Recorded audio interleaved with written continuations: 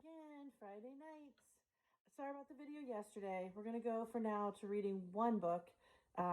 Since I had such a hard time uploading that one, I actually had to go outside to get it to work even. But I thought it'd be nice if we had guest readers, especially since Miss Huber's kind of looking like this right now. Kenny's mom said that I should probably start a YouTube page, which I may do. I just don't know if I'm ready to be that internet famous, you know. So I will let you know if we decide to do that instead. I hope you guys are all doing well. I think about you every single day. I miss all the little things like Addie B. You just got to have your mom send me a video of you putting your red lipstick on with your compact. It's just, my day is not the same without that. So, all right. Well, I love you guys. And our guest speaker tonight is none other than Miss Chamberlin-Huber. You hear lots about her. And she is reading Princess Picky. What an appropriate book. I love you guys. And here's Caroline. If I know how to change my phone around. Oh, no. I don't know how to change the video.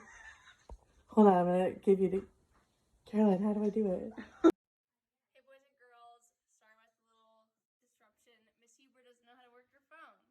Anyway, today we're going to be reading Princess Picky. Let's look open. Do you know anyone picky in your life? We could make a text-to-self connection. I'm raising my hand. I do. And I think that Miss Huber should consider being respectful during reading time and being quiet. Hey, you be quiet over there. None of you respect me. It was lunchtime at the castle. In the dining hall, the king, the queen, 2 ladies in waiting, and 3 serving men tried to persuade one little princess to eat a single pea. "The horrid little thing keeps rolling off the fork," complained Princess Nicky, who was known in the kitchen as Princess Picky, by the chambermaids as Princess Persnickety, and by everyone else as Princess Pain in the Neck. It used to be different. Before the Great Vegetable Rebellion, she was known as Princess Perfect. She always dressed in perfect princess attire. She walked with perfect posture. She got perfect scores in math and spelling, and she perfectly memorized every chapter in Manners for Monarchs. She sat perfectly still at parades and tournaments. She perfectly pronounced all the names of all the dead relatives lying in the Hall of Ancestors. Her throne and scepter skills were, what else? Perfect. But now, alas, the princess was refusing to eat her vegetables. Not a bite, not a nibble. Days passed, then weeks. The king and queen were in a muddle. Pleading didn't work. Lectures got them nowhere. "What more can we do?" sighed the queen. "I've got it," said the king, and he summoned his staff. "Listen up," he said. "We're worried about the princess. She's looking on the pale side. There's no spring in her step. The queen and I believe a dose of vegetables will do the trick, but she refuses to eat them. So I want each of you to create your finest inventions, concoctions, and confections with which to woo the princess." "You mean bribe her?" asked the jester. "Get busy," growled the king. Oh, I was just gonna, not to interrupt, but I was gonna say Coconut's learned to be a good listener, but he's not again. Bad Coco. Sorry. One by one they came before her. The Lord High Pastry Chef said, "If you will eat a pea, you can enjoy this amazing cake. It is an edible salute to the great architecture of Europe, made with 800 ostrich eggs and 2 tons of sugar, filled with prune pudding, garnished with ketchup and mustard, and topped by a peanut butter and jelly sandwich. Will you eat a pea?" "Thank you, no," said Princess Nicky. The queen's royal seamstress said, "If you will taste a bit of beet, you can wear this stunning dress sewn with spun gold and abalone shells, adorned with tiny pearls and halibut scales. The matching hat is quilted seaweed trimmed with clams on the half shell. The briny scent should fade with time. Will you taste a bit of beet?" "I'd rather not," said Princess Nicky. He did it, boys and girls. Yay, Coco. He's sitting on a sock. Doesn't matter. He's sitting. Woohoo. You're like, these kids are probably like, "Can we get on with the book?" Yeah. Mm-hmm. The Imperial Tinker said, If you sample some spinach, you can view this magic picture box. Turn this gear and bingo, chariot races. Turn again and shazam, troubadours. Turn again and pow, jousting. It's science. It's the future. Will you sample some spinach? I will not, said Princess Nikki. The palace coachman said, if you will have a bite of broccoli, you can ride around in style in this gilded coach and 2 miniature horses, complete with white wall tires and windshield wipers.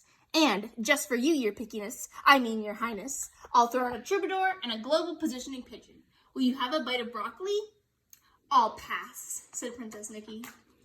The court jester said, if you will nibble on a carrot, you could have your own circus troupe with 10 acrobats, 2 jugglers, a wire walker, and a fire eater. They're all close friends of mine. They can sleep in your room. Will you nibble on a carrot? No, no, no, said Princess Nikki.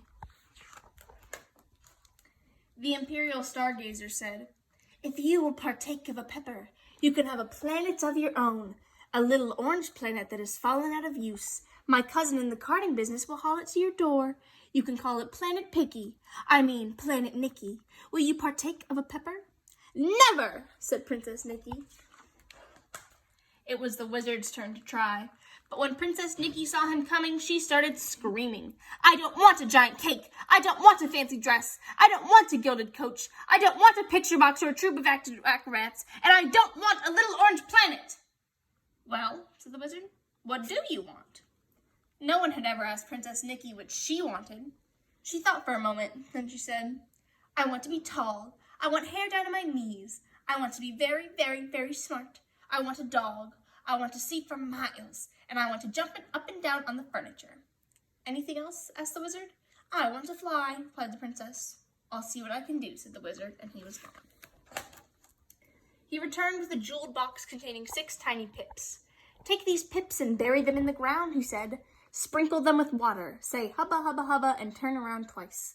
When the moon is full, the magic potions will appear. Pick them, eat them, chew thoroughly. The princess got to work. On the night of the full moon, Princess Nikki stole out to the garden, but she was horrified by what she saw. In the place where she buried the magic pips, there stood spinach, carrots, broccoli, peppers, beets, and peas. She gathered them up and ran to the wizard. You tricked me, she cried. Where I buried the magic pips, these vile vegetables have grown. To the contrary, said the wizard, those vegetables will make your every wish come true. The spinach will make you tall and strong. Ditto the peppers, ditto the beets. The broccoli will make your hair shiny and long. The carrots will give you eyes that see for miles and help you read the tiny print in all those library books, thereby making you very, very, very smart. The peas will give you the energy to jump up and down the furniture from noon till night. You'll have to ask your mother about the dog, and I'm still working on the flying. Princess Nikki thought it over. Then, at dinner the next night, she took a tiny bite of vegetable lasagna and a little taste of tossed salad. The king declared a national holiday. The wizard got a raise in pay. And the princess formerly known as Piggy got everything she wanted, eventually. Princess Nikki grew up to be not only tall, but smart. So smart, she invented the first airplane. She could often be seen flying high above the kingdom, with her long hair trailing behind her and her dog Turnip by her side. Yay! Thank you, Caroline. You're welcome. Good job reading. Oh no, am I in the picture? Yes, you're in the picture. Okay, I don't know how to work my own phone. Anyway, I love you guys, and I will see you tomorrow for our next installment of Bedtime Stories. Make sure you're at least reading a little bit. Oh yeah, Caroline, you do it. A little bit every day. All right. Talk to you guys soon. Bye.